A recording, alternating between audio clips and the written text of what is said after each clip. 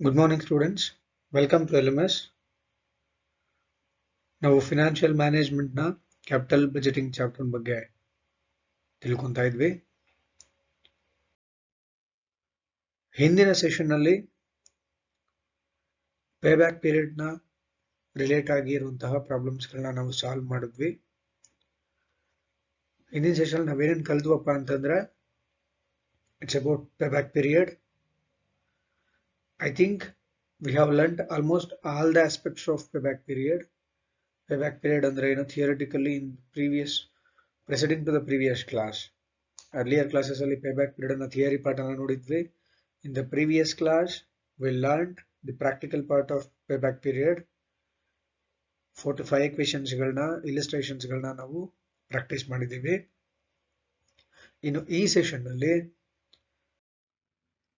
Project evaluation techniques ಗಳಲ್ಲೇ ಇನ್ನೊಂದು ಪೇಬ್ಯಾಕ್ period ಅಂದೇನು first method ಅನ್ನು ನಾವು ಡಿಸ್ಕಸ್ ಮಾಡಿದ್ವಿ.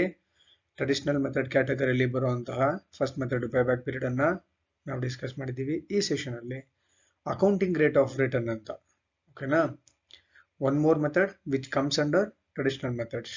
ಟ್ರೆಡಿಷನಲ್ ಮೆಥಡ್ಸ್ ಅಂದ್ರೆ ನಾನು ನಿಮ್ಗೆ ಹಿಂದಿನ ಕ್ಲಾಸ್ ಅಲ್ಲಿ ಹೇಳಿದ್ದೀನಿ while explaining payback period method. Traditional methods are non discounting techniques which do not consider time value of money, okay, while evaluating capital budgeting projects or investments. So second method traditional methods alli accounting rate of return. ಈ accounting rate of return ಬಗ್ಗೆ ನಾವು ಈ ಒಂದು session ಅಲ್ಲಿ ತಿಳ್ಕೊಳ್ಳೋಣ. ಏನು accounting rate of return ಅಂತಂದ್ರೆ, ಯಾಕೆ ಈ ಮೆಥಡ್ಗೆ ನಾವು ಅಕೌಂಟಿಂಗ್ ರೇಟ್ ಆಫ್ ರಿಟರ್ನ್ ಅಂತ ಕರಿತೀವಪ್ಪ ಅಂತಂದ್ರೆ, this method takes into account the earnings expected from the investment over their whole life. ಈ ಇನ್ವೆಸ್ಟ್ಮೆಂಟ್ಸ್ ಏನಿದಾವೆ, ಇನ್ವೆಸ್ಟ್ಮೆಂಟ್ಸ್ ಅವುಗಳ ಜೀವಿತಾವಧಿಯಲ್ಲಿ ಎಷ್ಟು ವರ್ಷ ಲೈಫ್ ಎಕ್ಸ್ಪೆಕ್ಟೆನ್ಸಿ ಇರುತ್ತೋ ಇನ್ವೆಸ್ಟ್ಮೆಂಟ್ಗೆ ಅಥವಾ ಪ್ರಾಜೆಕ್ಟ್ಗೆ, ಕ್ಯಾಪಿಟಲ್ ಪ್ರಾಜೆಕ್ಟ್ಗೆ, ಆ ಒಂದು ಪ್ರಾಜೆಕ್ಟ್ ಅಥವಾ investment or asset in the entire life of it ಎಷ್ಟು ಅರ್ನಿಂಗ್ಸ್ ಗಳನ್ನ ಅದು ಸಂಪಾದನೆ ಮಾಡುತ್ತೆ ಅಥವಾ ಕ್ಯಾಶ್ ಫ್ಲೋಸ್ ಅನ್ನ ಜನರೇಟ್ ಮಾಡುತ್ತೆ, ಅಷ್ಟನ್ನು ಕೂಡ ಈ ಒಂದು ಮೆಥಡ್ ಇವ್ಯಾಲ್ಯೂಯೇಷನ್ಗೆ ಕನ್ಸಿಡರ್ ಮಾಡುತ್ತೆ. ಈ accounting rate of return method ಏನಿದೆ, ಈ ಮೆಥಡ್ ಅನ್ನ ರಿಟರ್ನ್ ಆನ್ ಇನ್ವೆಸ್ಟ್ಮೆಂಟ್ ಮೆಥಡ್ ಅಂತ ROI ಅಂತಾನೂ ಕರೀತಾರೆ, average rate of return method ಅಂತಾನೂ ಕರೀತಾರೆ ARR, accounting rate of return method ಅಂತ ಕೂಡ ಕರೀತಾರೆ, ಓಕೆನಾ. So it is known as accounting rate of return method for the reason that, ಯಾಕೆ ನಾ ಹೇಳಿದೆ ಯಾಕೆ ಈ ಮೆಥಡ್ ಅನ್ನ accounting rate of return method ಅಂತಾನೆ ಕರೀತಾರಪ್ಪ ಅಂತಂದ್ರೆ, ಈ ಮೆಥಡ್ ಅಲ್ಲಿ the accounting concept of profit is used rather than cash inflows. ನಾವು payback period ಅನ್ನ ಕ್ಯಾಲ್ಕುಲೇಟ್ ಮಾಡಬೇಕಂದಾಗ we used to consider cash inflows. Cash inflows ಗಳನ್ನ ನಾವು ಕನ್ಸಿಡರ್ ಮಾಡ್ತಿದ್ವಿ ಇವ್ಯಾಲ್ಯೂಯೇಟ್ ಮಾಡಬೇಕಂದಾಗ. ಇವ್ಯಾಲ್ಯೂಯೇಷನ್ ಪ್ರಾಸೆಸ್ ನಲ್ಲಿ ಕ್ಯಾಪಿಟಲ್ ಬಜೆಟಿಂಗ್ ಪ್ರಾಜೆಕ್ಟ್ ಗಳನ್ನ ನಾವು ಮೌಲ್ಯಮಾಪನ ಮಾಡಬೇಕಂದಾಗ. But in case of this method accounting profit ಅಂದ್ರೆ ಯಾವುದು, the profit which is calculated as per accounting principles. Accounting principles ಗಳನ್ನ ಫಾಲೋ ಮಾಡಿ ನಾವೇನ್ ಪ್ರಾಫಿಟ್ ಅನ್ನ ಕ್ಯಾಲ್ಕುಲೇಟ್ ಮಾಡ್ತೀವಿ, ಪ್ರಾಫಿಟ್ ಅಂಡ್ ಲಾಸ್ ಅಕೌಂಟ್ ಅನ್ನು ಪ್ರಿಪೇರ್ ಮಾಡಿ ಅದ್ರಲ್ಲಿ ಬರುವಂತ ನೆಟ್ ಪ್ರಾಫಿಟ್ ಏನಿದೆಯಲ್ಲ ಆ profit which is after tax, which is after depreciation and after tax, ಓಕೆನಾ. ಅಕೌಂಟಿಂಗ್ ಪ್ರಾಫಿಟ್ ಏನಿದೆ ಆ ಪ್ರಾಫಿಟ್ ಅನ್ನ ಬೇಸ್ ಆಗಿ ಇಟ್ಕೊಂಡೆ ಅಂದ್ರೆ accounting rate of return method ಏನಿದೆ, ಈ ಮೆಥಡ್ ಕ್ಯಾಪಿಟಲ್ ಬಜೆಟಿಂಗ್ ಪ್ರಾಜೆಕ್ಟ್ ಗಳನ್ನ ಹೇಗೆ ಇವ್ಯಾಲ್ಯೂಯೇಟ್ ಮಾಡುತ್ತಪ್ಪ ಅಂತಂದ್ರೆ ಬೇಸ್ಡ್ ಆನ್ ಅಕೌಂಟಿಂಗ್ ಪ್ರಾಫಿಟ್ ಅನ್ನ ಬೇಸ್ ಆಗಿ ಇಟ್ಕೊಂಡು ಇದು ಇವ್ಯಾಲ್ಯೂಯೇಟ್ ಮಾಡುತ್ತೆ. ಅದಕ್ಕೋಸ್ಕರನೇ ಈ ಮೆಥಡ್ಗೆ accounting rate of return method ಅಂತ ಹೇಳಿ ಕರಿತೀವಿ. More importantly payback period method calculate ಮಾಡ್ಬೇಕಂದಾಗ ನಮಗ್ ಬೇಕಾಗಿದ್ದಂತ cash flows, cash inflows after tax but before depreciation. Payback period ನ ಒಂದು ಲೂಪೋಲ್ ಏನಂತಂದ್ರೆ, ಡಿಸ್ಅಡ್ವಾಂಟೇಜ್ ಏನಂದ್ರೆ ಪೇಬ್ಯಾಕ್ ಪೀರಿಯಡ್ ಡೆಪ್ರಿಸಿಯೇಷನ್ ಅನ್ನ ಇಗ್ನೋರ್ ಮಾಡ್ತಿತ್ತು. ಬಟ್ ಈ method accounting rate of return method ತುಂಬಾ ಇಂಪಾರ್ಟೆಂಟ್ ಕಾನ್ಸೆಪ್ಟ್, ದಯವಿಟ್ಟು ಕರೆಕ್ಟ್ ಆಗಿ ನೆನ್ಪಿಟ್ಕೊಳ್ಳಿ. Accounting rate of return method calculator ಈ ಮೆಥಡ್ ಅಲ್ಲಿ ನಾವೇನಾದ್ರೂ ಕ್ಯಾಪಿಟಲ್ ಬಜೆಟಿಂಗ್ ಪ್ರಾಜೆಕ್ಟ್ಸ್ ಗಳನ್ನ ಇವ್ಯಾಲ್ಯೂಯೇಟ್ ಮಾಡ್ಬೇಕಂತಂದ್ರೆ ವಿ ನೀಡ್ ಕ್ಯಾಶ್ ಫ್ಲೋಸ್. ಎಲ್ಲಾ ಮೆಥಡ್ಗೂ ನಮ್ಗೆ ಕ್ಯಾಶ್ ಫ್ಲೋಸ್ ಬೇಕು.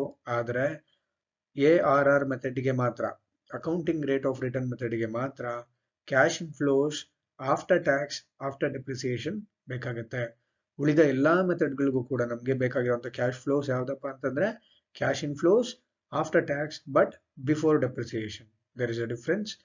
ಅಕೌಂಟಿಂಗ್ ರೇಟ್ ಆಫ್ ರಿಟರ್ನ್ಗೆ ನಾವು ಅಕೌಂಟಿಂಗ್ ಪ್ರಾಫಿಟ್ ಅನ್ನ ಬೇಸ್ ಆಗಿ ತಗೊಂತೀವಿ. ಅದಕ್ಕೋಸ್ಕರ ಈ ಮೆಥಡ್ ಅನ್ನು ನಾವೇನಂತ ಕರಿತೀವಿ, ಅಕೌಂಟಿಂಗ್ ರೇಟ್ ಆಫ್ ರಿಟರ್ನ್ ಅಂತ ಹೇಳಿ ಕರಿತೀವಿ. So accounting rate of return method ಅಂದ್ರೆ ನಾನು ಏನಂತ ಹೇಳಿದೆ, ಯಾಕೆ ಹೆಸರು ಬಂದಿದೆ ಅಂತ. ಇದು ಫೀಚರ್ಸ್ ಗಳನ್ನ ನೋಡೋಣ. ಫೀಚರ್ಸ್ ಅಂದ್ರೆ ಗುಣಲಕ್ಷಣಗಳಂತ. ಓಕೆನಾ. The very first feature of this method is consideration of accounting profits. Payback period ಏನ್ ಮಾಡತ್ತಪ್ಪ ಅಂತಂದ್ರೆ ಕ್ಯಾಶ್ ಇನ್ಫ್ಲೋಸ್ ಗಳನ್ನ ಲಿಕ್ವಿಡಿಟಿ ಪ್ರಿಫರೆನ್ಸ್ ಅನ್ನ ಕೊಡುತ್ತದು, ರೀಇನ್ವೆಸ್ಟ್ಮೆಂಟ್ ಪೊಟೆನ್ಶಿಯಾಲಿಟಿಯನ್ನ ನೋಡುತ್ತೆ payback period. Versus accounting rate of return method concentrates on profitability of a project ಅಥವಾ profitability of projects. Capital budgeting projects ಗಳ ಪ್ರಾಫಿಟಬಿಲಿಟಿ ಏನು, ಎಷ್ಟು ಅರ್ನಿಂಗ್ಸ್ ಅನ್ನ ಅದು ಸಂಪಾದನೆ ಮಾಡುತ್ತೆ ಅನ್ನೋದನ್ನ ಇದು ಕನ್ಸಿಡರ್ ಮಾಡುತ್ತೆ. Accounting rate of return method ಅಲ್ಲಿ ನಾವು ಯಾವ್ದನ್ನ ಬೇಸ್ ಆಗಿ ಇಟ್ಕೊಂಡು ಇವ್ಯಾಲ್ಯೂಯೇಷನ್ ಮಾಡ್ತೀವಪ್ಪ ಅಂತಂದ್ರೆ ಅಕೌಂಟಿಂಗ್ ಪ್ರಾಫಿಟ್ಸ್ ಅನ್ನ. ಇದು ARR ನ ಮೊದಲನೇ feature. The second characteristic feature of ARR is ascertainment of return on investment. So ನಮ್ಗೆ ಕ್ವೆಶನ್ ಅಲ್ಲಿ ಅಕೌಂಟಿಂಗ್ ಪ್ರಾಫಿಟ್ಸ್ ಬಗ್ಗೆ ಇನ್ಫಾರ್ಮೇಶನ್ ಕೊಟ್ಟಿದ್ದಾರೆ ಅಂತಂದ್ರೆ ಅದಾದ್ಮೇಲೆ ನಾವ್ ಏನ್ ಮಾಡ್ಬೇಕು, ARR ಮೆಥಡ್ ಅಲ್ಲಿ ಏನ್ ಮಾಡ್ತೀವಪ್ಪ ಅಂತಂದ್ರೆ we going to ascertain, we going to find out return on investment. ಏನು ರಿಟರ್ನ್ ಆನ್ ಇನ್ವೆಸ್ಟ್ಮೆಂಟ್ ಅಂತಂದ್ರೆ, return on investment refers to the earnings or profits estimated from an investment proposal during its economic life after providing for depreciation and taxes. So return on investment ಅಂದ್ರೆ ಏನು, ನಾವು ಹೂಡಿಕೆ ಮಾಡಿರುವಂತ ದುಡ್ಡು ಏನಿದೆ ಒಂದು project ಮೇಲೆ, ಆ ಪ್ರಾಜೆಕ್ಟ್ ಅದರ ಎಂಟೈರ್ ಲೈಫ್ ಟೈಮ್ ನಲ್ಲಿ ಎಷ್ಟು ಲಾಭವನ್ನ ಜನರೇಟ್ ಮಾಡಿಕೊಡುತ್ತೆ ನಮ್ಗೆ. ಓಕೆನಾ. ಕ್ಯಾಶ್ ಇನ್ಫ್ಲೋಸ್ ಅಲ್ಲ, ಎಷ್ಟು ಕ್ಯಾಶ್ ಇನ್ಫ್ಲೋಸ್ ಅನ್ನ ಜನರೇಟ್ ಮಾಡ್ತಾರೆ, ಎಷ್ಟು ಲಾಭ, ನೆಟ್ ಪ್ರಾಫಿಟ್, ಎಷ್ಟು ನೆಟ್ ಪ್ರಾಫಿಟ್ ನಮ್ಗೆ ಸಿಗುತ್ತೆ. ಓಕೆನಾ. Throughout the life of the project ನಮ್ಗೆ ಬರುವಂತ ಅಮೌಂಟ್ ಯಾವ್ದನ್ನ ನಾವು ಕನ್ಸಿಡರ್ ಮಾಡ್ಬೇಕಂತಂದ್ರೆ cash inflows are earnings after depreciation and after tax. ಓಕೆನಾ. ARR ಅಲ್ಲಿ ಏನ್ ಮಾಡ್ತೀವಪ್ಪ ಅಂತಂದ್ರೆ ARR ascertains return on investment.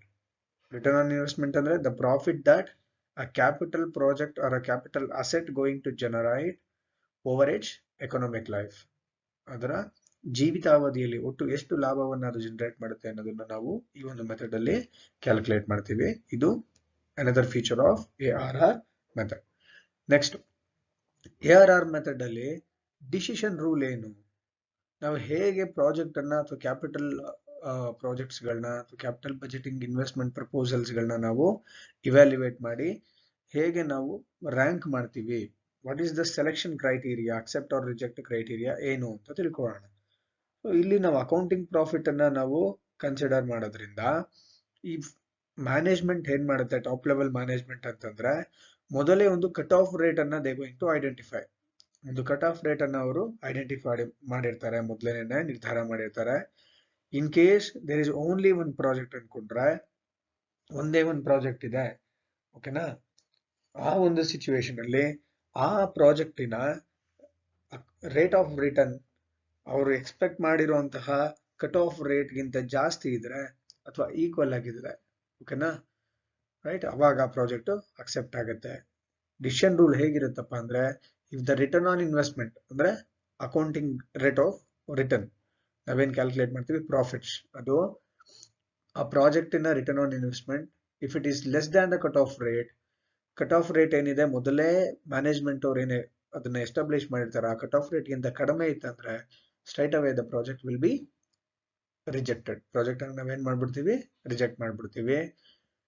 In case ಆ ಪ್ರಾಜೆಕ್ಟಿನ ಅಕೌಂಟಿಂಗ್ ರೇಟ್ ಆಫ್ ರಿಟರ್ನ್ ಅಥವಾ return on investment if it is equal to or more than the cut off rate, ಆ cut off rate ಏನ್ ಮೊದಲೇ ಎಸ್ಟಾಬ್ಲಿಷ್ ಮಾಡಿದ್ದಾರೆ ಅದಕ್ಕೆ ಸಮನಾಗಿದೆ, ಪ್ರಾಜೆಕ್ಟ್ ಜನರೇಟ್ ಮಾಡುವಂತ ಲಾಭ ನಾವು ಎಕ್ಸ್ಪೆಕ್ಟ್ ಮಾಡಿದ್ವಲ್ಲ ಆ ರೇಟ್ಗೆ ಅಷ್ಟೇ ಪರ್ಸೆಂಟ್ ಲಾಭವನ್ನ ಅದು ಜನರೇಟ್ ಮಾಡ್ತಿದೆ ಅಥವಾ ಅದಕ್ಕಿಂತ ಜಾಸ್ತಿ ಲಾಭನ ನಮ್ಗೆ ಅರ್ನ್ ಮಾಡ್ಕೊಡ್ತಿದೆ ಅಂತಂದ್ರೆ, ರಿಟರ್ನ್ ಆನ್ ಇನ್ವೆಸ್ಟ್ಮೆಂಟ್ ನಾವು ಎಕ್ಸ್ಪೆಕ್ಟ್ ಮಾಡಿದ ರೇಟ್ ಗಿಂತ ಜಾಸ್ತಿ ಇದೆ ಅಥವಾ ಈಕ್ವಲ್ ಆಗಿದೆ ಅಂತ ಸಿಚುವೇಶನ್ ಅಲ್ಲಿ ನಾವೇನ್ ಮಾಡ್ತೀವಿ, ಪ್ರಾಜೆಕ್ಟ್ ಅನ್ನ ಅಥವಾ ಪ್ರಪೋಸಲ್ ಅನ್ನ ಸೆಲೆಕ್ಟ್ ಮಾಡ್ತೀವಿ. ಇದು in case if there is only one project, ಒಂದೇ ಒಂದು ಪ್ರಾಜೆಕ್ಟ್ ಇದ್ರೆ.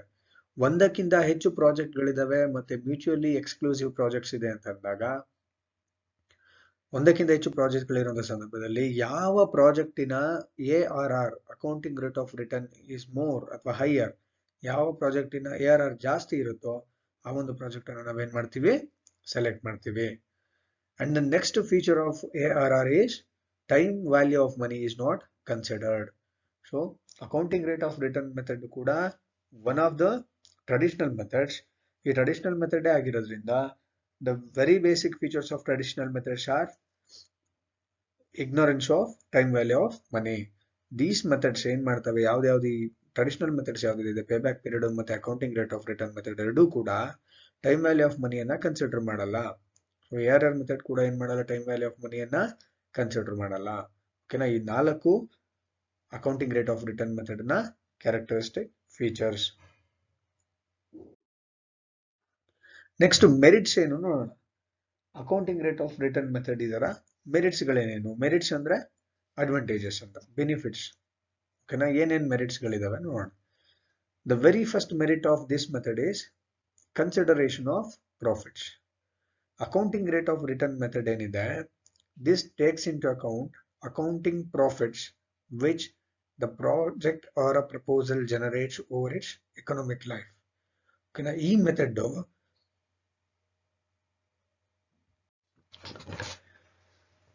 ಮೆಥಡ್ ಯಾಕೆ ಇಂಟ್ರೊಡ್ಯೂಸ್ ಆಯ್ತಪ್ಪ ಅಂತಂದ್ರೆ, there were loopholes in payback period method. Payback period method project ಗಳ ಪ್ರಾಫಿಟಬಿಲಿಟಿಯನ್ನೇ ಇಗ್ನೋರ್ ಮಾಡ್ಬಿಟ್ಟಿತ್ತು, ಅದು ಕೇವಲ ಕ್ಯಾಶ್ ಇನ್ಫ್ಲೋಸ್ ಜನರೇಟ್ ಮಾಡ್ತಿತ್ತು. ಈ accounting rate of return method ಏನಿದೆ, this is just an improvement over that payback period method. Payback period method ನಂತರ improvements ಗಳು ಮಾಡಿ ಈ ಒಂದು ಮೆಥಡ್ ಅನ್ನ ಇಂಟ್ರೊಡ್ಯೂಸ್ ಮಾಡ್ಕೊಂಡಿರೋದು. ಈ ARR ಏನಪ್ಪ ಮಾಡುತ್ತೆ ಅಂತಂದ್ರೆ, ಅಕೌಂಟಿಂಗ್ ರೇಟ್ ಅಥವಾ ಅಕೌಂಟಿಂಗ್ ಪ್ರಾಫಿಟ್ಸ್ ಏನಿದೆ, profit that the project going to generate, ಅದನ್ನ ಇದು ಕನ್ಸಿಡರ್ ಮಾಡುತ್ತೆ, ಅದಕ್ಕೆ ತುಂಬಾನೇ ಪ್ರಾಮುಖ್ಯತೆ ಕೊಡುತ್ತೆ. So accounting rate of return method gives due weightage to the profitability of the project. In case of pay back period ನಾವು cash inflows ಅನ್ನ ತುಂಬಾನೇ ಪ್ರಿಫರೆನ್ಸ್ ಕೊಡ್ತಿದ್ವಿ ಅಥವಾ ವೇಟೇಜ್ ಅನ್ನ ಕೊಡ್ತಿದ್ವಿ. ಬಟ್ ARR ಏನಪ್ಪ ಮಾಡುತ್ತೆ ಅಂತಂದ್ರೆ, ಪ್ರಾಫಿಟ್ಸ್ ಗಳಿಗೆ ತುಂಬಾನೇ ಪ್ರಾಮುಖ್ಯತೆಯನ್ನ ಕೊಡುತ್ತೆ. That is why this method is ತುಂಬಾನೇ ಡಿಸಿಷನ್ ಮೇಕಿಂಗ್ ಅಲ್ಲಿ ಚೆನ್ನಾಗಿ ಹೆಲ್ಪ್ ಮಾಡುತ್ತೆ. Second merit of this method is simple method. ಈ ಮೆಥಡ್ ತುಂಬಾನೇ ಸಿಂಪಲ್ ಆಗಿದೆ, very easy to understand and easy to operate. Accounting rate of return ಅನ್ನ calculate ಮಾಡೋದು ತುಂಬಾನೇ ಈಸಿ. ಇದು one of the merit of ARR.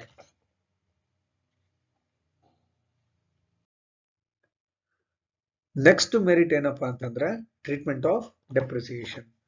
ನೋಡಿ, depreciation ನಾವು non cash adjustment ನಿಮ್ಗೆ ಗೊತ್ತಿದೆ, ಡೆಪ್ರಿಸಿಯೇಷನ್ ಮಾಡಲೇಬೇಕು. ಯಾಕಪ್ಪ ಅಂತಂದ್ರೆ, ನಾವು ಕ್ಯಾಪಿಟಲ್ ಅಸೆಟ್ಸ್ ಗಳನ್ನ ರೀಪ್ಲೇಸ್ ಮಾಡಬೇಕು ಅಂತಂದ್ರೆ depreciation had to be charge ಮಾಡಲೇಬೇಕಾಗುತ್ತೆ. ಬಟ್ ಪೇಬ್ಯಾಕ್ ಪೀರಿಯಡ್ ಮೆಥಡ್ ಏನ್ ಮಾಡ್ತಿತ್ತು ಅಂತಂದ್ರೆ, ಅದು ಡೆಪ್ರಿಸಿಯೇಷನ್ ಅನ್ನ ಇಗ್ನೋರ್ ಮಾಡ್ತಿತ್ತು. ಬಟ್ ಇಲ್ಲಿ ನಮ್ಗೆ ಏನಾದ್ರು ಕ್ಯಾಲ್ಕುಲೇಷನ್ಸ್ ಮಾಡಬೇಕು, ಒಂದು ಸೌಂಡ್ ಡಿಸಿಷನ್ ತಗೋಬೇಕಂತಂದ್ರೆ ನಾವು ಅಕೌಂಟಿಂಗ್ ಪ್ರಾಫಿಟ್ ಅನ್ನ ಬೇಸಾಗಿ ತಗೊಂಡ್ಲೇಬೇಕಾಗುತ್ತೆ. So accounting rate of return method ಏನ್ ಮಾಡುತ್ತೆ ಅಂತಂದ್ರೆ, ಡೆಪ್ರಿಸಿಯೇಷನ್ ಅನ್ನ ಕನ್ಸಿಡರ್ ಮಾಡುತ್ತೆ. ಹೇಗೆ ಗೊತ್ತಾಗುತ್ತೆ ನಮ್ಗೆ accounting rate of return method depreciation ಅನ್ನ ಕನ್ಸಿಡರ್ ಮಾಡುತ್ತೆ ಅಂತಂದ್ರೆ, accounting rate of return method ಅಲ್ಲಿ ನಾವೇನ್ ಪ್ರಾಫಿಟ್ಸ್ ಗಳನ್ನ ತಗೊಂತೀವಿ ಅಥವಾ ಕ್ಯಾಶ್ ಇನ್ಫ್ಲೋಸ್ ಅನ್ನ ತಗೊಂತೀವಿ, these cash inflows are after depreciation after tax. ಹೌದಾ, ಡೆಪ್ರಿಸಿಯೇಷನ್ ಅನ್ನ ಕನ್ಸಿಡರ್ ಮಾಡಿದ್ಮೇಲೆ ಬಂದಿರುವಂತಹ profits. So in this way ಈ ARR ಮೆಥಡ್ ಏನಿದೆ, this ARR method considers or treats depreciation, versus payback period ignores the same. Payback period depreciation ಅನ್ನ consider ಮಾಡ್ತಿರ್ಲಿಲ್ಲ. ಇದು one of the merit of ARR. Next merit of ARR ಏನಪ್ಪಾ ಅಂದ್ರೆ, helps in decision making. ಈ ಏನ್ ARR ಇದೆ, accounting rate of return method, ಈ method ಪ್ರಾಫಿಟಬಿಲಿಟಿಯನ್ನ base ಆಗಿಟ್ಕೊಂಡು capital projects ಗಳನ್ನ compare ಮಾಡೋದ್ರಿಂದ ಒಂದು ಸ್ಟ್ರಾಂಗ್ ಬೇಸಿಸ್ ಅನ್ನ ಅಥವಾ ಸ್ಟ್ರಾಂಗ್ ಕಂಪ್ಯಾರಿಸನ್ ಅನ್ನ ಕೊಡುತ್ತೆ, which helps in decision making ಅಲ್ಲಿ ಟಾಪ್ ಲೆವೆಲ್ ಮ್ಯಾನೇಜ್ಮೆಂಟ್ ಗೆ profitability acts as a vital factor. Profitability ತುಂಬಾನೇ ಇಂಪಾರ್ಟೆಂಟ್ ವಿಷಯ ಆಗಿರೋದ್ರಿಂದ ಈ ಮೆಥಡ್ ಪ್ರಾಫಿಟ್ ಅನ್ನೇ ಬೇಸ್ ಆಗಿಟ್ಕೊಂಡು ಇವ್ಯಾಲ್ಯೂಯೇಟ್ ಮಾಡೋದ್ರಿಂದ ಇದು ತುಂಬಾನೇ ಹೆಲ್ಪ್ಫುಲ್ ಆಗಿರುತ್ತೆ ನಿರ್ಧಾರ ತಗೋಬೇಕಂದಾಗ. ಇದು one more merit of ARR. The next merit of ARR is less expensive and less time consuming. I told you, as the method itself is very simple and easy to operate. Method ತುಂಬಾನೇ simple ಆಗಿದೆ ಮತ್ತೆ ಈಸಿಯಾಗಿ operate ಮಾಡಬಹುದು. ಆದ್ರಿಂದ it takes very less time to and requires less amount of investment. ಓಕೆನಾ, ಈ ತುಂಬಾ ಕಡಿಮೆ ಟೈಮ್ ಅನ್ನು ತಗೊಳುತ್ತೆ ಮತ್ತೆ ಕಡಿಮೆ ದುಡ್ಡಿನಲ್ಲಿ ಈ ಒಂದು ವರ್ಕ್ಗಳನ್ನ ಈ ಮೆಥಡ್ ಯೂಸ್ ಮಾಡಿಕೊಂಡು ನಾವು ಇಂಪ್ಲಿಮೆಂಟ್ ಮಾಡಿ ಪ್ರಾಕ್ಟೀಸ್ ಅನ್ನ ಮಾಡಬಹುದು. ನೆಕ್ಸ್ಟ್ ಡಿಮೆರಿಟ್ಸ್ ಗಳನ್ನ ನೋಡೋಣ. Accounting rate of return method ಏನಿದೆ, ಈ ಮೆಥಡ್ಗೆ ಕೆಲವೊಂದು ಡಿಮೆರಿಟ್ಸ್ ಗಳಿದಾವೆ. ಏನೇನ್ ಡಿಮೆರಿಟ್ಸ್ ಗಳಿದಾವಪ್ಪ ಅಂತ ನೋಡೋಣ. It ignores the time value of money. So first demerit of ARR is this method does not take into account time value of money. The rupee received tomorrow will be less than the rupee of today. ಹೌದಾ, ನಾವು ನಾಳೆ ಏನು ₹1 receive ಮಾಡ್ಕೊಂತೀವಿ, ಅದರ ಮೌಲ್ಯ the value of the rupee that we going to receive by tomorrow will be less than what we receive by today. ಇವತ್ತು receive ಮಾಡ್ಕೊಳ್ಳೋ ದುಡ್ಡಿಗಿಂತ ಅದರ ನಾಳೆ ರಿಸೀವ್ ಮಾಡ್ಕೊಳ್ಳೋ ದುಡ್ಡಿನ ಬೆಲೆ ಕಡಿಮೆ ಇರುತ್ತೆ. This is what we called as time value. ಓಕೆನಾ, ಈ ಟೈಮ್ ವ್ಯಾಲ್ಯೂ ಕಾನ್ಸೆಪ್ಟ್ ಅನ್ನ ಟ್ರೆಡಿಷನಲ್ ಮೆಥಡ್ಗಳು ಯಾವುದು ಕೂಡ ಕನ್ಸಿಡರ್ ಮಾಡಲ್ಲ. ಪೇಬ್ಯಾಕ್ ಪೀರಿಯಡ್ ಮೆಥಡ್ ಕನ್ಸಿಡರ್ ಮಾಡಲ್ಲ, ARR ಕೂಡ ಕನ್ಸಿಡರ್ ಮಾಡಲ್ಲ. ಓಕೆನಾ, 50,000 ಖರ್ಚು ಮಾಡ್ತಿದೀವಿ, 10 ವರ್ಷ ಆದ್ಮೇಲೆ 50,000 ಸಿಗುತ್ತೆ, ಅದು ಅವಾಗ್ಲೂ 50,000 ಅಂತಾನೆ ಹೇಳುತ್ತೆ. ಅದು ಸಾಧ್ಯನೇ ಇಲ್ಲ ಅಲ್ವಾ, ನಿಮ್ಗೆಲ್ಲ ಗೊತ್ತಿದೆ. So one of the demerit of this method is ignores time value of money. Second demerit ಏನಪ್ಪಾ ಅಂತಂದ್ರೆ, accounting rate of return method ignores the reinvestment potential of a project. ARR ಏನ್ ಮಾಡುತ್ತೆ, ತುಂಬಾ ಪ್ರಿಫರೆನ್ಸ್ ಅನ್ನ ಅಥವಾ ಪ್ರಾಮುಖ್ಯತೆಯನ್ನ ಪ್ರಾಫಿಟಬಿಲಿಟಿಗೆ ಕೊಡ್ತಿದೆ. At the same time accounting rate of return method ignoring reinvestment potential of a project. Payback period reinvestment ಪೊಟೆನ್ಶಿಯಲ್ಗೆ ತುಂಬಾನೇ concentrate ಮಾಡ್ತಿತ್ತು. ನಾವು ಇನ್ವೆಸ್ಟ್ ಮಾಡಿರುವಂತ ದುಡ್ಡನ್ನ ಎಷ್ಟು ವರ್ಷಗಳಲ್ಲಿ ಪ್ರಾಜೆಕ್ಟ್ ನಮಗೆ ವಾಪಸ್ ಕೊಟ್ಬಿಡುತ್ತೆ ಅನ್ನೋ ಕಾನ್ಸೆಪ್ಟ್ ಅನ್ನ ಬೇಸ್ ಆಗಿ ಇಟ್ಕೊಂಡು ನಾವು ಪೇಬ್ಯಾಕ್ ಪೀರಿಯಡ್ ನಲ್ಲಿ ಇವ್ಯಾಲ್ಯೂಯೇಟ್ ಮಾಡ್ತಿದ್ವಿ. But accounting rate of return method ಅಲ್ಲಿ ಪ್ರಾಫಿಟಬಿಲಿಟಿ ತುಂಬಾನೇ ಇಂಪಾರ್ಟೆಂಟ್ ಆಗುತ್ತೆ. ಆದ್ರೆ ರೀಇನ್ವೆಸ್ಟ್ಮೆಂಟ್ ಪೊಟೆನ್ಶಿಯಲ್ ಏನಿದೆ, ನಾವು ರೀಇನ್ವೆಸ್ಟ್ಮೆಂಟ್ ಮಾಡ್ಲಿಕ್ಕೆ ದ ಚಾನ್ಸಸ್ ಆಫ್ ರೀಇನ್ವೆಸ್ಟ್ಮೆಂಟ್ ಏನಿದೆ ಅದನ್ನ ಈ ಮೆಥಡ್ ಇಗ್ನೋರ್ ಮಾಡುತ್ತೆ. This is one more demerit of ARR. The next demerit of ARR is different methods are used for accounting profit, so it leads to some difficulties in the evaluation of the project. The accounting rate of return there are different methods. ಒಂದು 2-3 ರೀತಿಯ accounting rate of returns ಇದೆ, ಅಥವಾ 2-3 ವಿಧದಲ್ಲಿ ನಾವು accounting rate of return ಅನ್ನ calculate ಮಾಡಬಹುದು. So there will be a confusion. If there is more than one method ಅಂತಂದ್ರೆ, ಒಂದೇ ಟೆಕ್ನಿಕಲಿ 2-3 ರೀತಿನಲ್ಲಿ ನಾವು ಕ್ಯಾಲ್ಕುಲೇಟ್ ಮಾಡಬಹುದು ಅಂತಂದ್ರೆ 100% there will be a confusion. ಈ ಕನ್ಫ್ಯೂಷನ್ಸ್ ಕ್ರಿಯೇಟ್ ಆಗೋದ್ರಿಂದ of course it leads to difficulties. Project ಅನ್ನು ಇವ್ಯಾಲ್ಯೂಯೇಟ್ ಮಾಡ್ಬೇಕಂದಾಗ 3-4 ಮೆಥಡ್ಗಳಿದಾವೆ, 3-4 ಫಾರ್ಮುಲಾ ಇದೆ, ಯಾವ್ದನ್ನ ಯೂಸ್ ಮಾಡಪ್ಪ ನಾವು ಇವ್ಯಾಲ್ಯೂಯೇಟ್ ಮಾಡೋದು ಅಂತ ಒಂದು ಕನ್ಫ್ಯೂಷನ್ ಅಥವಾ ಡಿಫಿಕಲ್ಟಿ ಕ್ರಿಯೇಟ್ ಆಗುತ್ತೆ. This is one more demerit of ARR. And the next demerit of ARR is it may be very difficult to determine the cutoff rate by the management. I told you while explaining the decision rule or accept or reject criteria under ARR, the management ಏನ್ ಮಾಡಿರ್ತಾರಪ್ಪ ಅಂತಂದ್ರೆ, they would have decided in advance about what should be the minimum cutoff rate.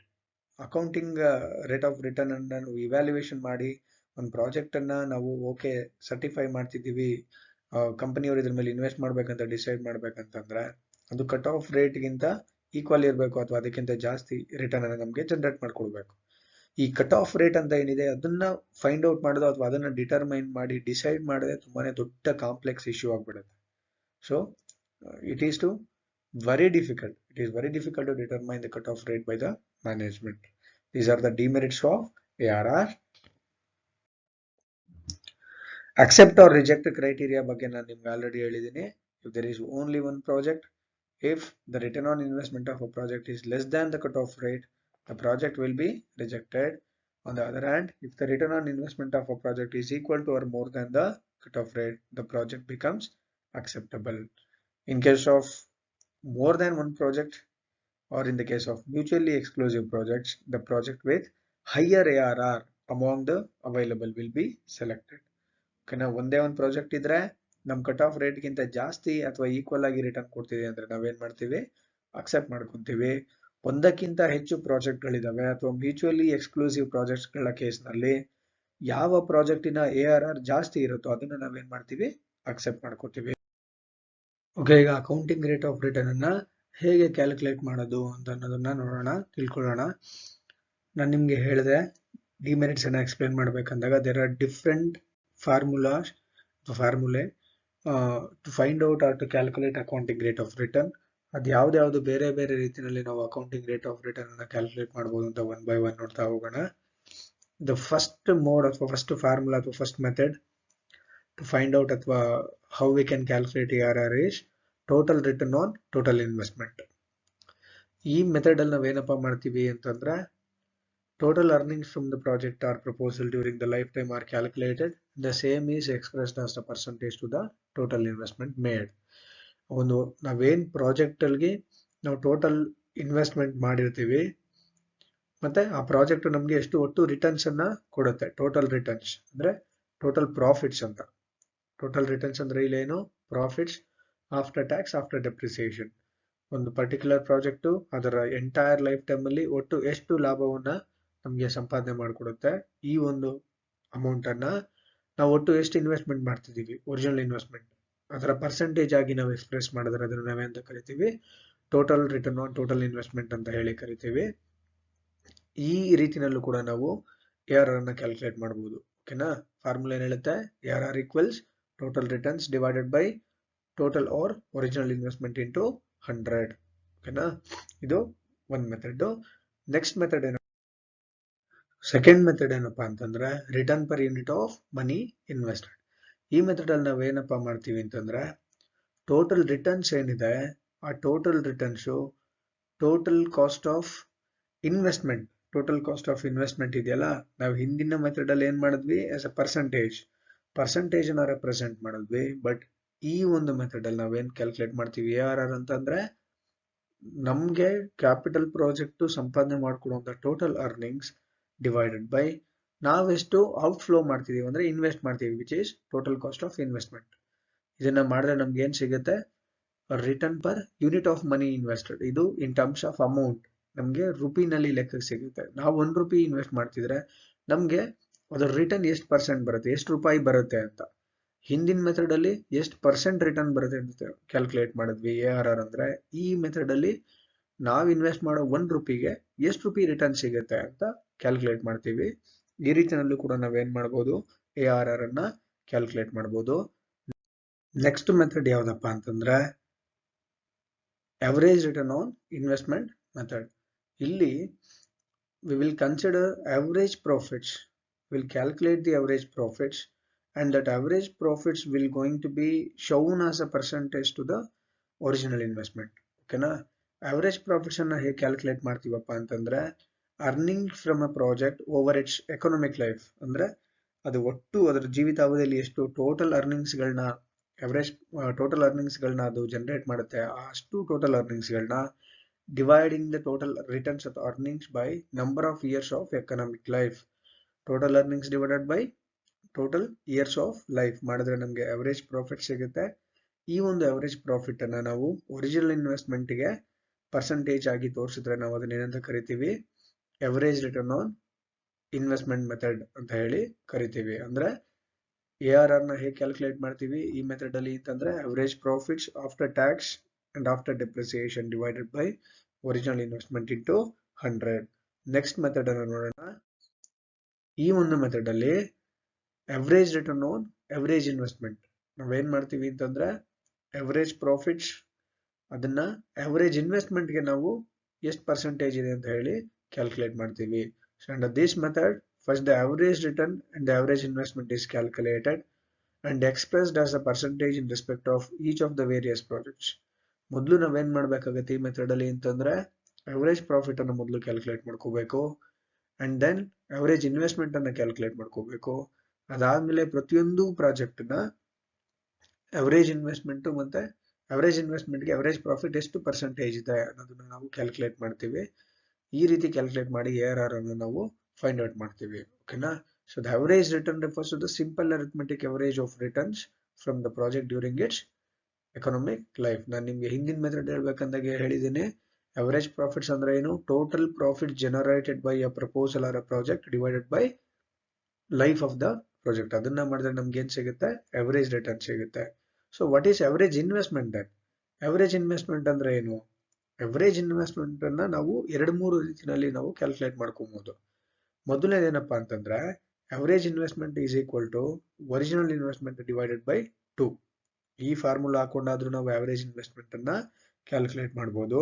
ಅಥವಾ average investment is equal to original investment plus scrap value divided by 2.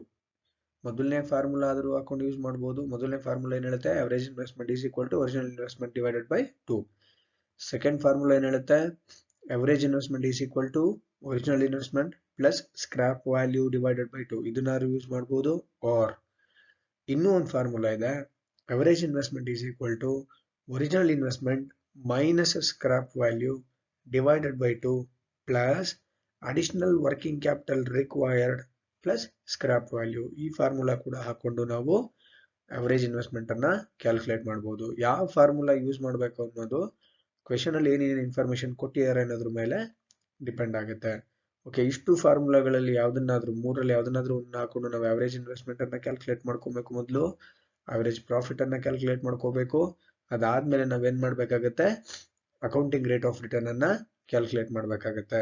So as of now ನಾವೇನೇ discuss ಮಾಡಿದ್ವಿ ಈ session ಅಲ್ಲಿ, accounting rate of return ಅಂದ್ರೆ ಏನು, accounting rate of return method ನ features ಏನೇನು, accounting rate of return method ನ merits ಯಾವ್ದ್ಯಾವ್ದು, ಅದರ ಡಿಮೆರಿಟ್ಸ್ ಯಾವ್ದ್ಯಾವ್ದು, ಅದಾದ್ಮೇಲೆ ಹೇಗೆ ನಾವು ಅಕೌಂಟಿಂಗ್ ರೇಟ್ ಆಫ್ ರಿಟರ್ನ್ ಅನ್ನ ಕ್ಯಾಲ್ಕುಲೇಟ್ ಮಾಡ್ತೀವಿ. There are 4 methods, 4 ways to calculate accounting rate of return.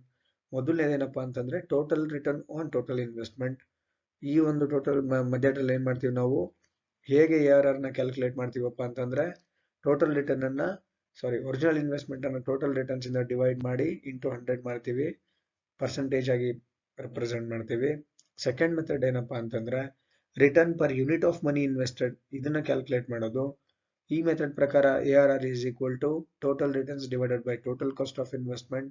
And the third method is average return on investment method.